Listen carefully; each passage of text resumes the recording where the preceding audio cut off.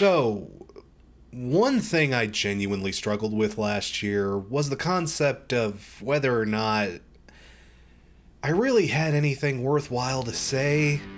I'm coming up on my 10th year as a YouTuber here in August, and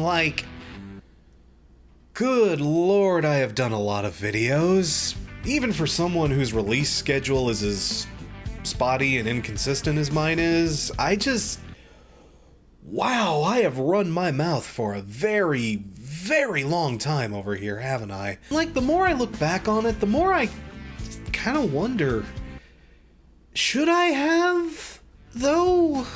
Do I contribute anything to the greater conversation of music and music criticism? I mean, really, let's think about this.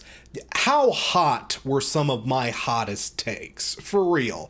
Oh, Ratitude bad, nu metal good sometimes, Pitchfork does poopies, uh-oh. Real earth-shattering takes there, Christgal. Why don't you drop your giant truth bomb on us about how the Shags are good, actually? Maybe it is just imposter syndrome, but sometimes I genuinely wonder if the haters aren't right. I'm not nearly as smart as I like to think I am. I'm definitely not as knowledgeable about music as I like to present myself to be. And I don't know, there's not really much you can get out of me that you can't get better from guys like Todd in the Shadows, Mike the Snare, or the dozens, if not hundreds of other music YouTubers who have come out in my wake. Back when I started, there weren't that many people doing this, so I could get away with being a little sloppy, but these days, I'm just trying to put it nicely. I ain't special, is the thing, you know?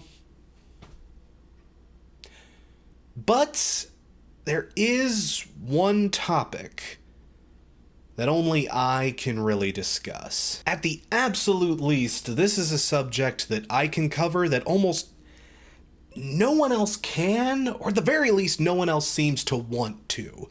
This is territory that completely belongs to me. There is one thing that I am that very, very, very few other people in this world are.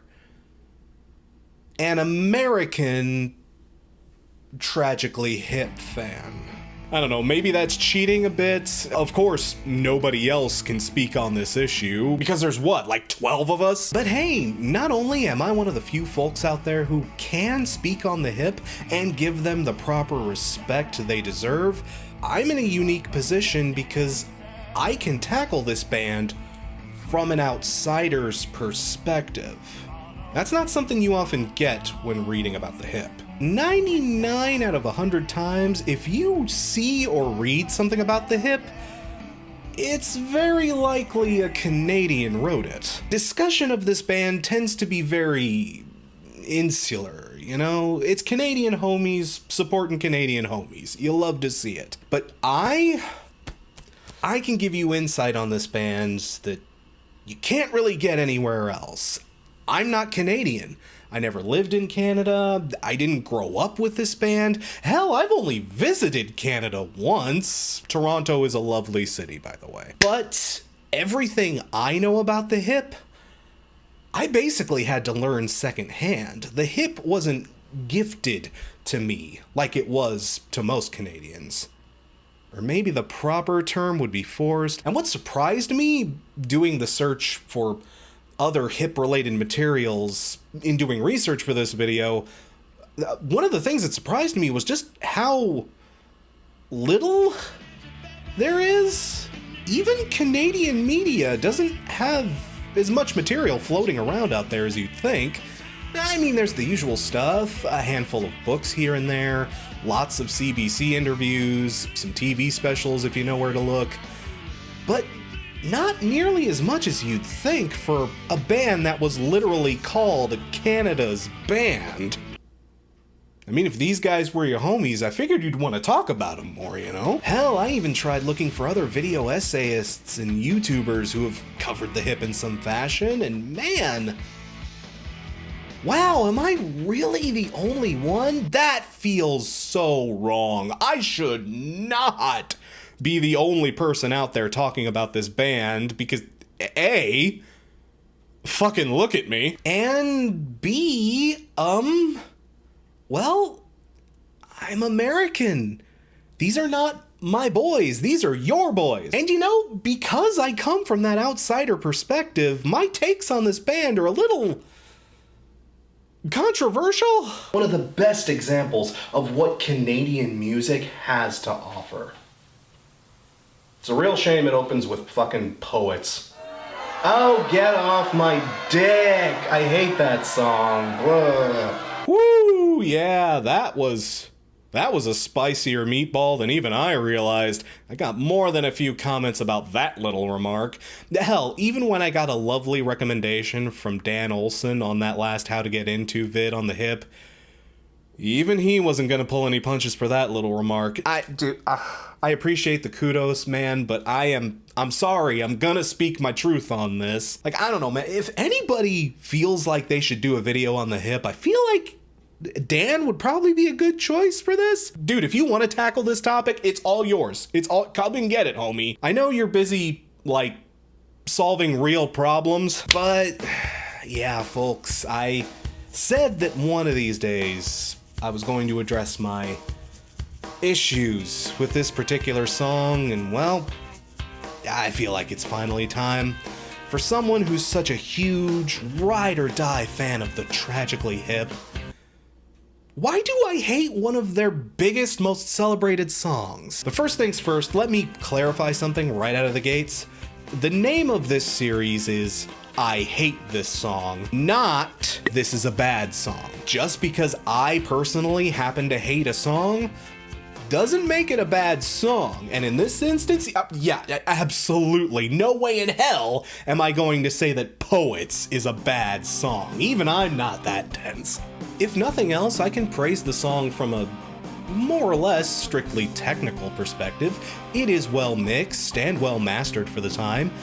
The overall playing and performances are definitely solid, but man, do I have some problems with the composition on this track. More on that later. And to his credit, Gord Downie is selling the message on this track 100% in that huge, over-the-top kind of way that only Gord could effectively pull off. In fact, if there is one thing I do genuinely, earnestly like about Poets, I'd honestly say it's the lyrics. They're a little on the break starts with a heartbeat pounder.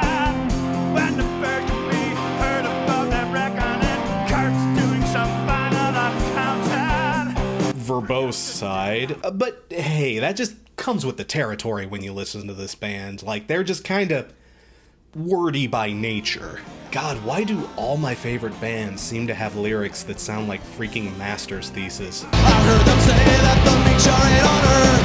Phantasmal myriads will say they call it birth.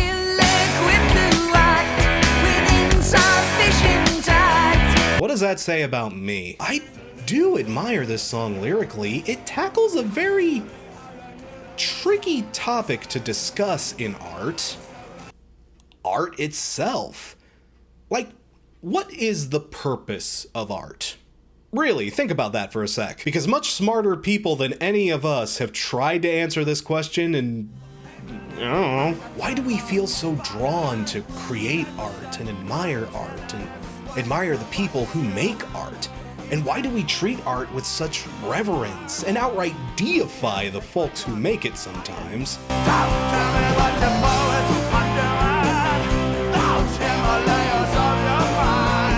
And on a different note, why does it seem like bad art, bad in huge air quotes here, people, why does it feel like bad, or maybe better put, lesser feeling art, why is that always the most successful? Of course, Sleep Token isn't gonna get any airtime because Theory of a Dead Man gets all the radio play. You know what I'm talking about here? The general public will praise classic art and put it in museums all over the world and treat it like it's the most gorgeous thing ever. But hell, ask anyone who's taking art history. Most of the time, a lot of artists, their work only gets appreciated years and years after any of them could have reaped any actual success from it. which I'm sure they appreciate to heaven and back from their spinning coffins. I mean, the go-to example of this is Van Gogh, you know? Celebrated as one of the greatest artists in history, huge displays. His paintings are a big damn deal today, but during his lifetime, he sold one painting for basically nothing and died a pauper.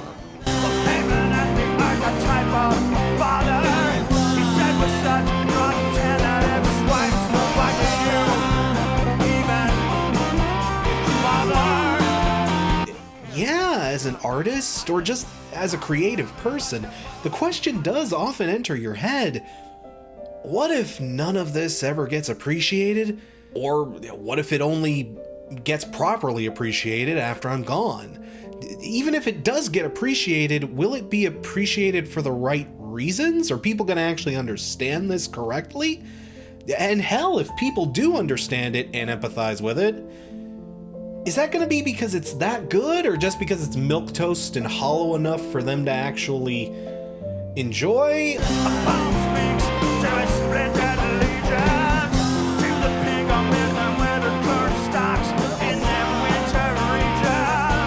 You are watching Fox. We are watching Fox. Isn't that what I'm trying to avoid as a genuine artist? I just want my goddamn Sonic OCs to end up in the damn Louvre. Is that too much for a man to ask? On the flip side of that coin, though, the song also discusses how a lot of artists themselves are just... Tell me what your poets are doing.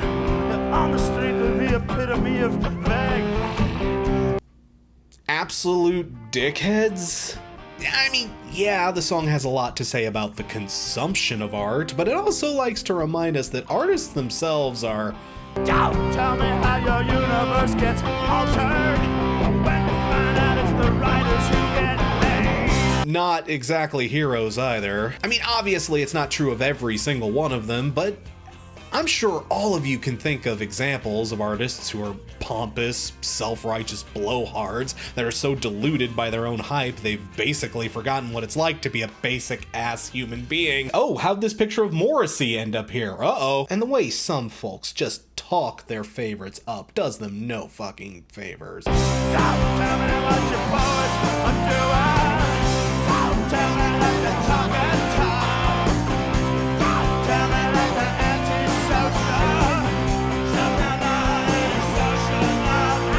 Of course he's an asshole. He's a genius. He's so high above us. He's on a whole other level. We'll never understand it. He's light years ahead of what we could possibly be. And of course you wouldn't get it. L plus ratio plus young boy better plus my daddy is owed infinite setback. I mean, man, when you really step outside of it, the usual relationship between the art, the artist, and the people who engage with art itself is often just really, really toxic. And hey, the hipper professional musicians, they've had to deal with this on every level, and they've probably had to work with a lot of those people over the years. And, you know, yeah, they've probably dealt firsthand with a lot of that misplaced ego and the weird parasocial relationship dynamic that is really harmful to folks. Even before the internet, the parasocial thing was still not great. The internet only just poured gasoline onto that fire. If anyone would know that, wow, a lot of these artists sure tend to be assholes, it would be a group of your fellow artists, you know what I mean? This song definitely outlines how frustrating it is to be an artist, both as an artist or as a fan. This business of art is just kind of fucky-wucky, isn't it? I do want to genuinely praise the song for nailing that on the head, if nothing else. Again, from a raw technical standpoint, yeah, this is a good tune. And I do understand why so many people love this song, but God, Why do I have to be that guy when it comes to poets? You know, that's another shitty thing about art. There's always that guy. And make no mistake, I am totally being that guy when it comes to this song. Not only is this a big fan favorite, but this is also one of their most commercially successful songs too. The only songs that even come close to it in terms of sales and chart success are stuff like Ahead by a Century, Bob Cajun, basically their biggest and best notable hits. Like, this song is in that upper echelon. This song is basically considered a crown jewel in the Hip's discography. It's one of the very few Tragically Hip songs to see some success across the border. It ain't controversial to call this a Hip classic. Okay. Enough stalling. Why do I hate this song? I mean, folks, it's pretty simple, honestly. Just listen to this riff. Look at this music video. Somehow not antisocial enough, that's right. Listen to this guitar solo.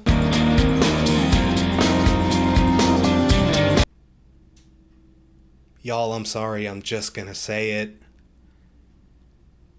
This song is super lame. It's lame, it's weak, it's limp. It has a decent enough beat, but the minute that wimpy little opening hook comes in,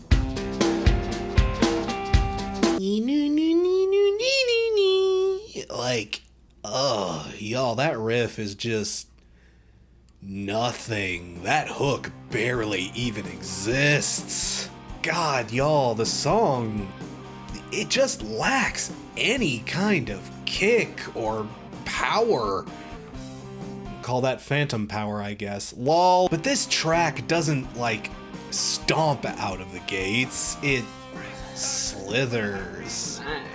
I wouldn't say it even does a good job of that. Honestly, a lot of the guitar work on this song in particular is just really syrupy and neutered. It uses a lot of lounge-style chord progressions, of which, admittedly, I'm not a big fan. But even then, this guitar solo... Come on, Rob Baker. I know you got better in you. I know! Swim!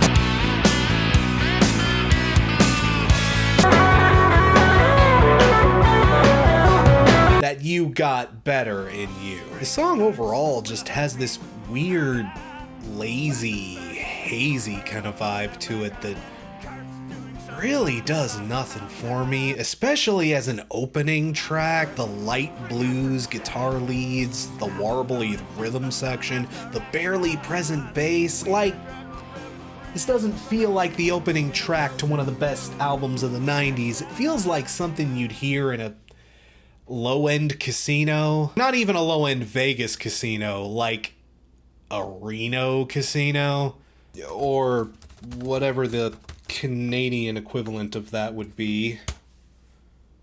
An Edmonton casino? The vibe here is just so silly, especially when paired with the music video, like Gord dancing around like a dork with his dorky khakis and their dorky little fake setup.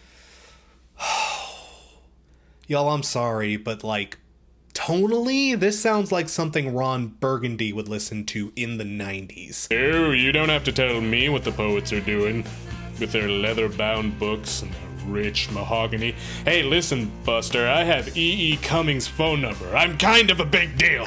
Well, okay, this is where it gets a little complicated.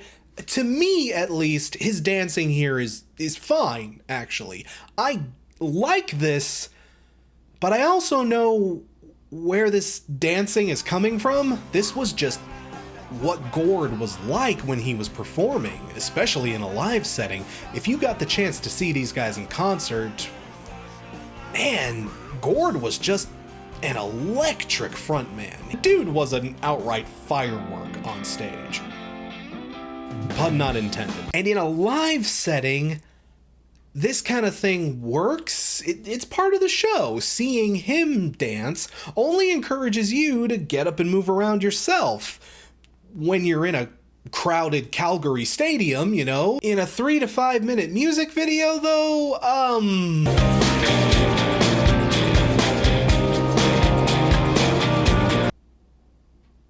okay, look. Maybe this was the coolest shit in the world to Canadians in the late 90s.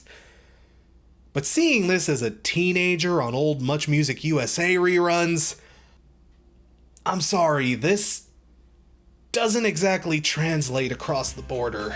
Again, this is where I feel like my unique perspective on the band can maybe shed a little light here.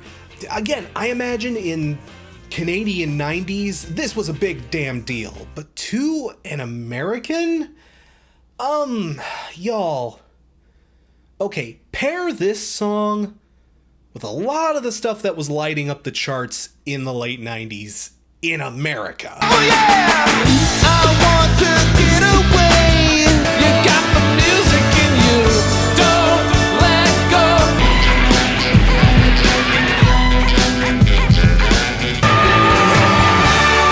Don't close my eyes.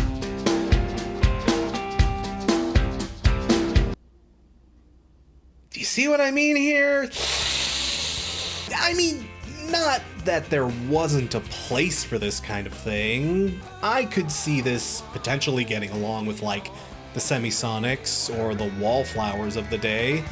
I will say I like this more than, say, Got You Where I Want You or anything Eve 6 ever did. But, like, man, y'all, there is just no bite to this song, and it desperately needs a little bit of teeth. In the late 90s, you wanted your music to have at least a little kick. The music on this track is just not going for broke in the way that it should. And the sad thing is, too, plenty of Tragically Hip songs know how to do that.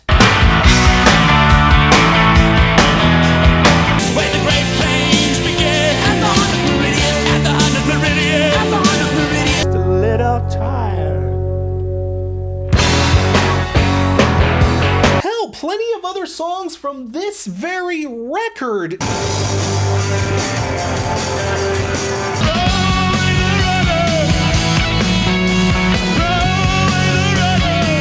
I can see how your face top 10. Know how to do that. But this opening song, my God, y'all, it just blah. Even listening to Gord try to sell this one in live performances. Tell me what the poets are doing. They're on the street and they're putting me a thing. Yeah, fucking poets! Let's fucking get psyched about the poets! Come on! You motherfuckers get the fuck up for them super farmers! Yeah! Poets! Poets! I don't know, y'all. Turn on the radio in 1998 for a long car ride. It's right about now. The funk soul brother. So if you don't break, just overcompensate. At least and I don't want the world to see me. And you tell me when the dial's getting changed. You know, I'm just trying to give y'all what the average American perspective on the track probably was here. I don't claim to speak for every American, of course, and there's an entire other video I could make about why the Hip were never able to fully cross over down here. One of the reasons that is pertinent to this song in particular is because the way the Hip were marketed down here, when they were ever marketed at all, it was just done so very poorly, and a lot of the times they tried to bring the Hip to America, they made them look so dorky. The closest thing the Hip ever got to a big break in the States came from their performance on SNL in 1995. And while that was honestly a really great performance, again, it's tricky to talk about. They were on the album cycle for Day for Night during that particular tour, and like, Day for Night, I've already spoken about this, but that's not like a Road Apples or a Fully Completely here. It's a bit more heady. It's a bit challenging compared to a lot of their other earlier records.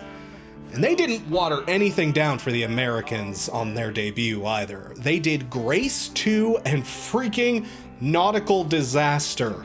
Nautical Disaster. For the SNL crowd. The weird Dream Logic story song with a complex narrative, the one without a chorus, a translatable hook, and... Susan! Don't get it twisted, I love both of these songs. Hell, Nautical Disaster is probably one of my favorite Hip songs. But they're a bit challenging, they're a bit dense. They're songs you really need 3 or 4 good listens before they really click. These are not the songs I would use to introduce the band to other people with. You know what I mean? Not to mention Dan Aykroyd introducing them in that freaking t-shirt. Where are you from there, Dan? Probably did these guys no favors. It was a great performance if you know what to expect from the Hip, but to all these folks who were just seeing them for the very first time, I'm sorry, but they came off at least a little dorky.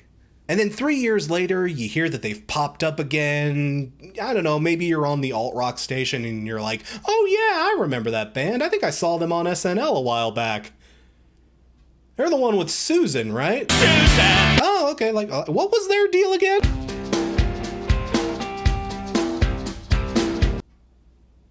I guess they do things differently in Canada. I'm sorry, y'all. I know this is treasonous to talk about the Hip like that, but I mean, again, I'm speaking from the American perspective. I am a very long-suffering American Hip fan. I've been trying to get people into this band since high school. These days I tend to flip-flop on what my favorite Hip album is, but back in the day, yeah, no contest. Phantom Power. Phantom Power was just my favorite go-to Hip album when I was in high school and like early college. Like nothing beat Phantom Power to me. And as a whole, at least, Phantom Power just kicks so much ass. I've already ranted and raved about tracks like Something On, Bob Cajun, and Emperor Penguin. Like, the rest of this album is just so goddamn brilliant. So since this was one of my favorites back in the day, I would usually, try to show people this record and say, hey, oh, the Tragically Hip, oh, let me play their best record for you. Let me put it on. And yeah, I realize this is purely anecdotal. This isn't anything you can admit to a court, but y'all, the number of times I put this album on for American people and just saw their eyes glaze over the minute that y'all, I tried. You can't say I didn't try, but I tried. And man, POETS has killed a lot of fandoms. See, that's another unfortunate thing about this song.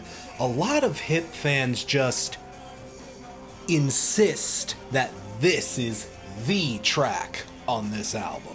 Now, obviously, the band must have thought so too. They went as far as to make that track the album opener. Like, to a lot of folks, maybe even to the band themselves, this track is supposed to be like the ethos of Phantom Power. This is the bold, powerful, kick the door off the hinges kind of track that represents the album as a whole and the band at their absolute peak.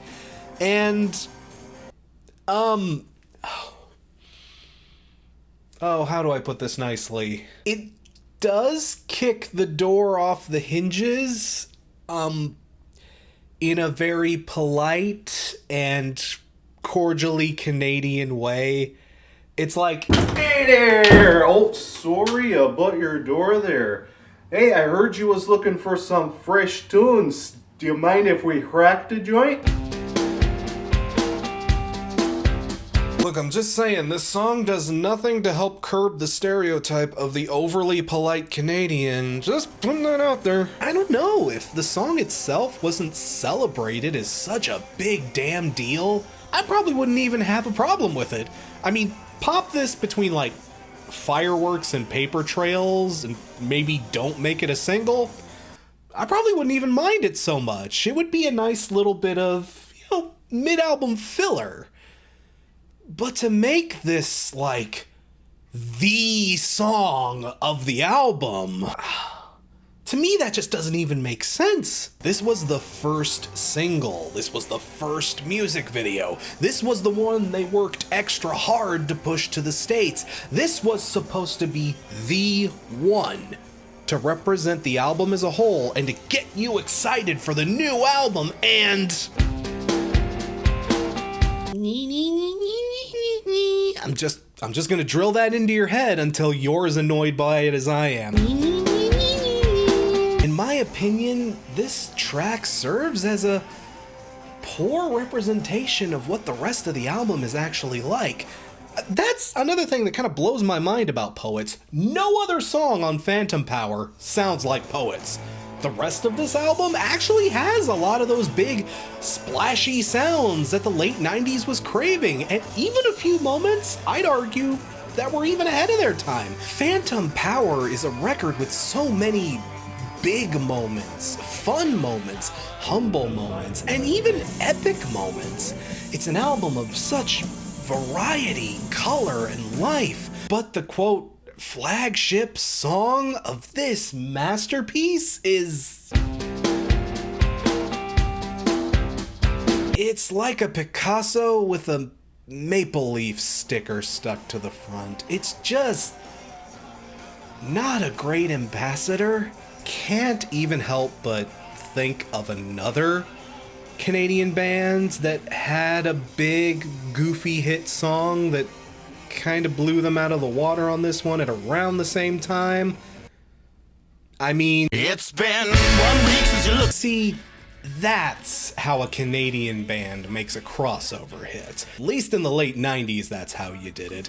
Poets came out in June of 98, 1 Week came out in August, and yeah, over here at least, it's no contest who won that fight. And I know it's probably not even fair to, like, compare the two. They're very different types of songs. But, like, 1 Week just, I don't know, it kind of reads the room better. I mean, 1 Week is a much sillier song on the whole, but, like, it feels like it's much more in on its joke. It's silly, but in a way you can laugh along with instead of at. It's one you can sing along to, even though it's a notoriously hard song to sing. Yeah, break this out at karaoke and embarrass yourself, I dare ya. But that song's only hard because Ed is moving a mile a minute. Even with the rapid fire speak, you still know at the end of the day that 1 Week is about a couple that fights about goofy shit. It's a song that's dumb, but relatable and charming. Meanwhile, Poets...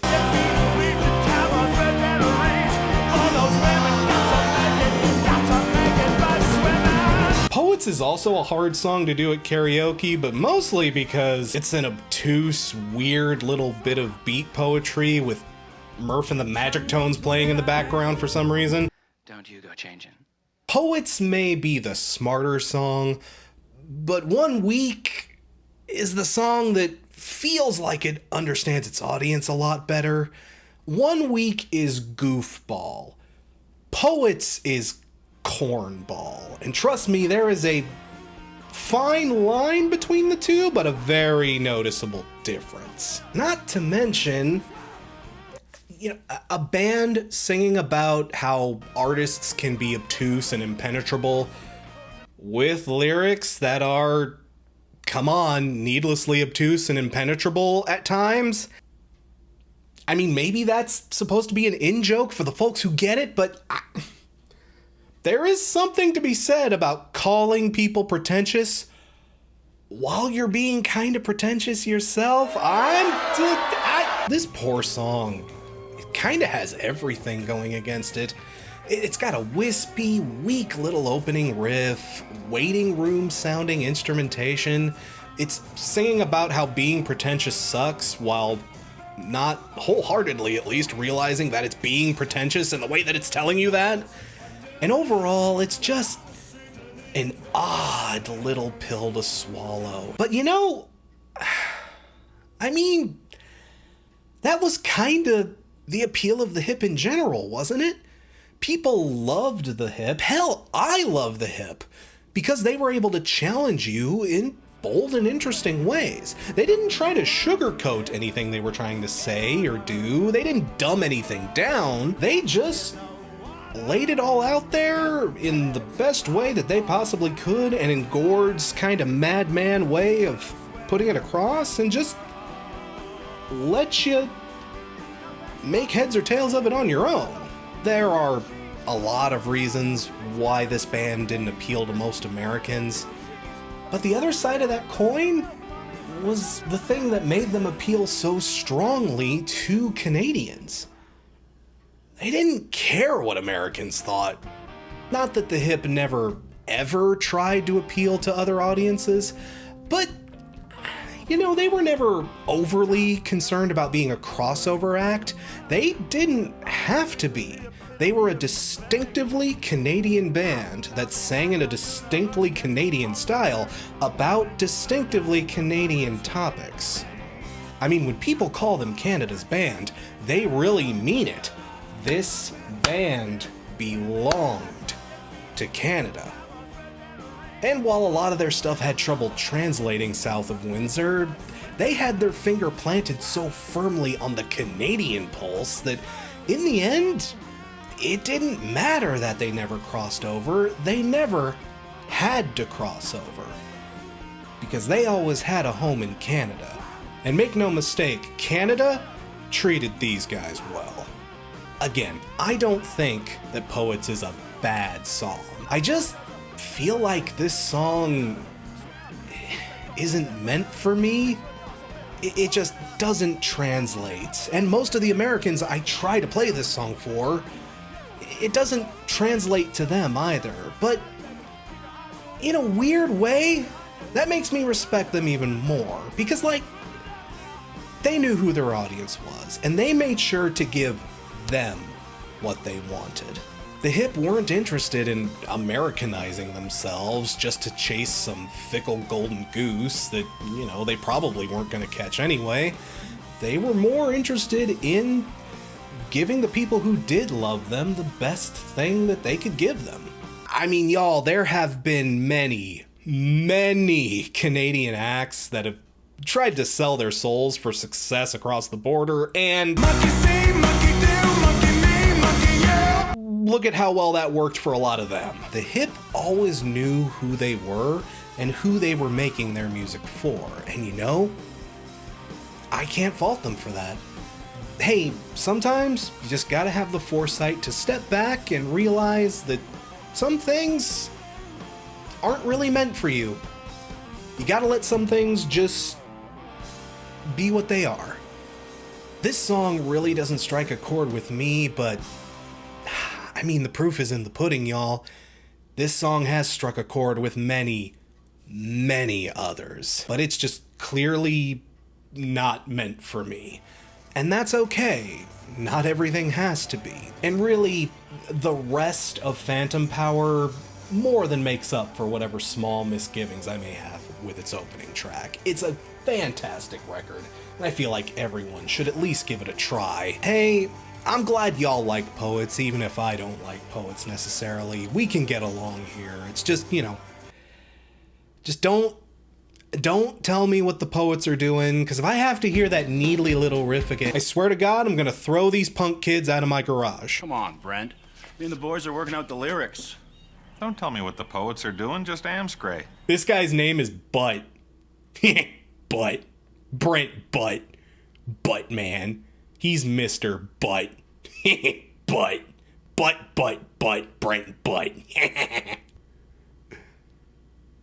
I have to think of something more clever. I can't end the episode like that. Stop telling me about your boys.